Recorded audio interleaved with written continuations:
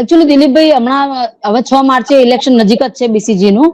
અને ત્યારે સુપ્રીમ કોર્ટની ગાઈડલાઈન જે 2025 માં આવી, અને ડિસેમ્બર 2025 માં જયારે આખા ગુજરાતના બધા જ તમામ 12 મહિલા અનામતને લઈને ઇલેક્શનો થયા છે, અને જ્યાં એક પોસ્ટ ટ્રેઝરર ની, એક પોસ્ટ એલઆર ની, અને બીજા 5 કારોબારી સભ્ય તરીકે મહિલા લેવાનું એક નોટિફિકેશન જાહેર થયું, ને એના આધારે ચૂંટણીઓ પણ થઈ છે.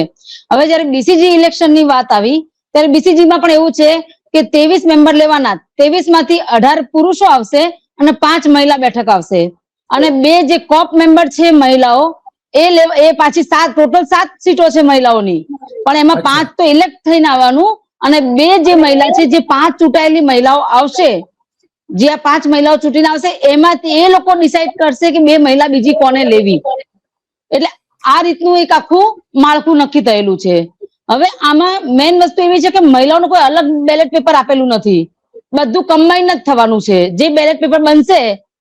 બરાબર 99-100 કે જેટલા મેમ્બર છે, કારણ કે 103 હતા, ફાઇનલ લિસ્ટમાં 100 સુધી આવ્યું છે, અને ઇન્ક્લુડિંગ મહિલાઓ છે, એમાં કોઈ અલગ પ્રાવધાન નથી આપ્યું. એટલે તમામ મહિલાઓ પણ સંઘર્ષમાં ઉતરી છે, અને સંઘર્ષમાં એટલે